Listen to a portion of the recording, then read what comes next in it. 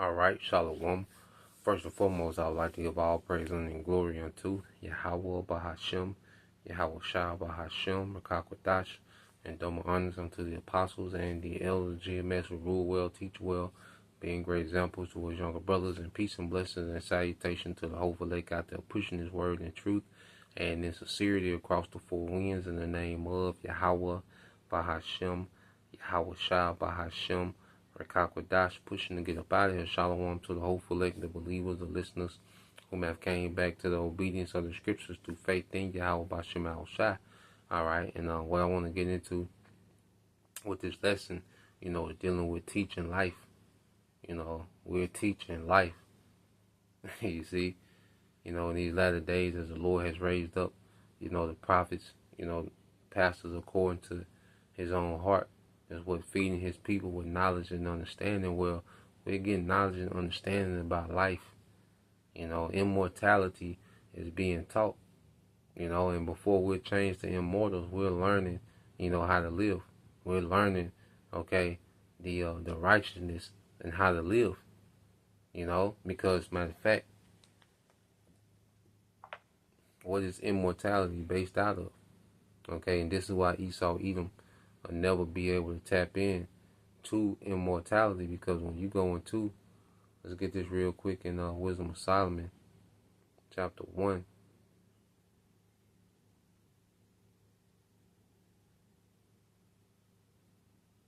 All right, when you go to Wisdom of Solomon 1:15, it says, "For righteousness is immortal." You see that? For righteousness is immortal. So when you go into the concept of, immortality, well, righteousness leads to immortality, and we're teaching, righteousness, man. We're not perfect in the law, okay, but we're learning to appreciate, righteousness, man, and we keep the law to the best of our ability, what part we can keep, and we thirst to keep it, fully. That's why we thirst for those new bodies. We want those new bodies to be perfect, man, okay. But in this grace period, man, we're falling back in love with the righteousness of Yahweh Bashem Al Shai. And it's through this teaching, that's setting a tone of righteousness amongst the believers, man. And it's leading to immortality. Faith in his word, faith in these prophecies is leading to immortality, man. Okay? But it begins with what? The teaching.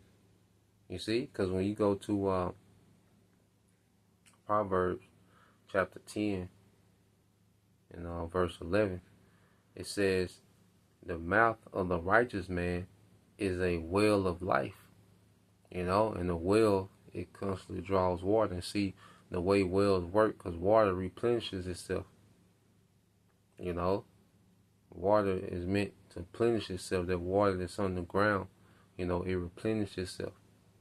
It pulls from certain water sources, even though groundwater, certain water soaks into the ground, and becomes water underground.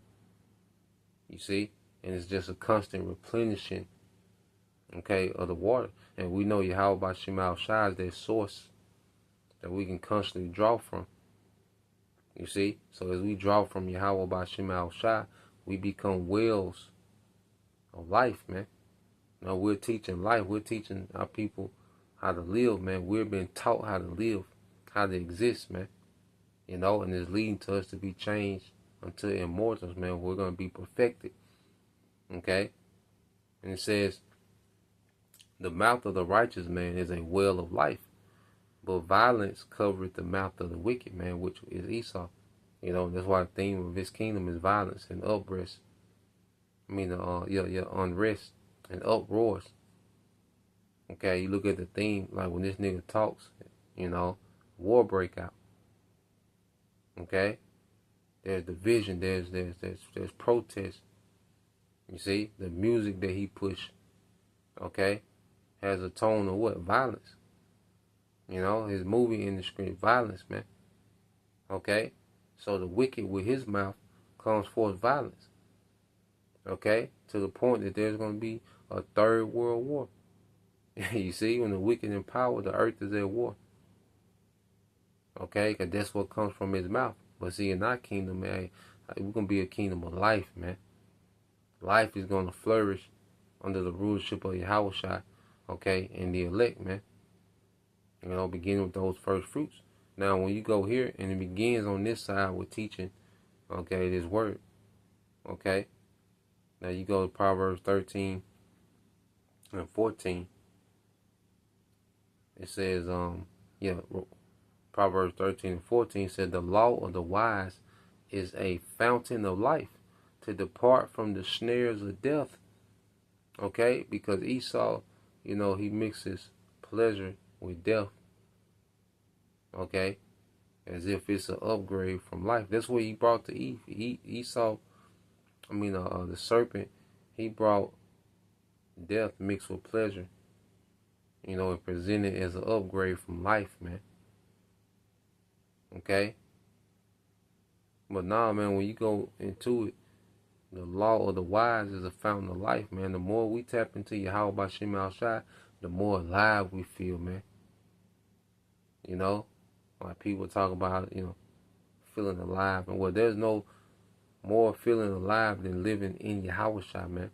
Because we can see no end. Because Yahweh Shai is coming to set up an eternal kingdom.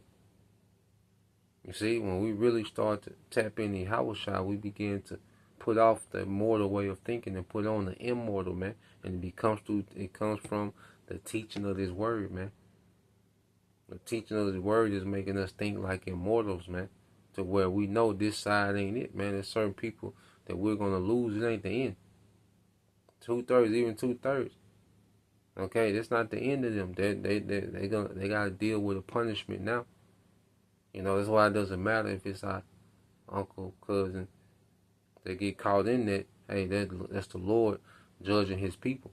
That's between them and the Lord.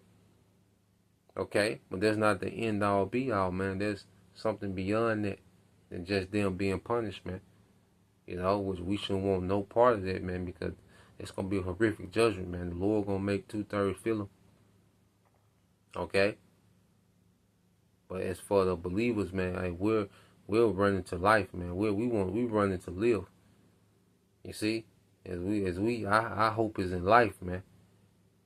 You know, that's why we know Esau being removed from power is one big step forward for life, man. Because this man, he is the snare of death, man. You know, and you look at how he just infused death into everything, man. Everything has an overtone of death in this man's kingdom, man.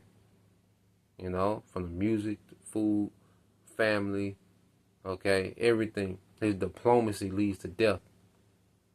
Okay?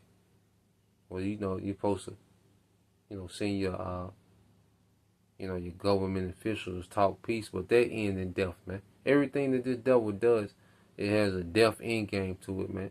The MOTB, that's death, man. The Lord, all right, has already issued the punishment for that. This man's still gonna push it anyway. Okay, Revelation 14:9. All right, there's a clear, okay, that there's a clear decree of what's going to happen if you take that seal. The wrath of the Most High without mixture, man. And he's finna push that as if it's life, man. Okay? But going back into it, this is Proverbs 16 and 22 says, understanding is a wellspring of life unto him that hath it. Okay? Understanding is a wellspring of life, man. It's the understanding of the scriptures, man. You see? This wisdom and understanding that we have, you know, is giving us life, man. It's springing up into life. As we apply, okay, these precepts to our day-to-day, man, it's giving us life. It's leading us to life, man, because it's leading us to be changed. Okay? So the more we tap into this word and apply this word, the more, all right, the closer we get to that immortality, man. And it's all through faith, because we're doing this through faith. Without faith, we wouldn't even see the point of doing it. But through faith, we believe that this is leading to immortality, man. And now we're starting to see, what life is about. And immortality makes sense. And that's the thing, too. The more we tap into righteousness, immortality makes sense. Living forever makes more sense when you tap into righteousness, man. okay, and really start to understand, okay, wisdom more and more. You know, brothers tapping into the earth, brothers starting to understand the herbs more, you know, the animals more, okay, agriculture, you know, brothers tapping into different things, and now immortality is making more sense, man. Okay, it all starts with what the preaching of this word, man. You see, he says understanding back in Proverbs 16:22. It says understanding is a wellspring of life unto him that hath it, but the instruction of fools is folly. Okay, and the instructions of fools, Esau, Edom, is folly, man. You see, you look at this devil and what he promotes in his kingdom, his instructions, okay, of fools, which is folly, man. He puts up these certain rappers, fools, okay, and make them the, you know, the spokesman for the masses, these certain celebrities or whatever, okay, and they push nothing but folly, man. Okay, but on the flip side, man, the Lord has raised up pastors that has life flowing out of them, man. You know, was this life is leading to immortality. That's why. Let's go to what's that, Saint John chapter 7:38. And remember, it's all activated by faith. You know, you have faith in immortality, faith in the age beyond this world, faith in Yahushua returning. Okay, and taking down the man of sin, the man of death, Esau, man. Putting these heathens in subjection, man. We have faith in them, man. So we're already rehearsing for the post-war life that's to come. When we rehearse the righteous acts, we're rehearsing for life, okay, after Yahushua has conquered the heathen. Okay? We're going to be able to, you know, be righteous, okay? We're going to be able to flourish in righteousness, man. When Yahushua comes and does what he's going to do. You see? This is the book of John chapter 7 verse 38. Says, he that believeth on me, as the scripture have said, out of his belly shall flow rivers of living water. So it begins with belief. He that believeth on me, as the scripture have said, out of his belly, which goes into your mental faculty, okay, shall flow rivers of living water. And you read this in the NLT, it says, anyone who believes in me may come and drink. For the scripture declare rivers of living water will flow from his heart, which is his mind. Okay, so as we tap into Yahushua, you know, we're connected to the source of life, man. And brothers become a well of life, you know, that the believers can draw from. You know, we're teaching life. We're preaching life, man. That's why I'm saying we're not on this low-level slave mentality, baby daddy, ghetto drama. No, we way beyond that, man. We're talking about living, man. You see, we talking about living forever, man. You see, the Lord got us on another frequency now. This word puts us on another frequency, man. We talking about really living. Okay, and when you go from there, from St. John 14.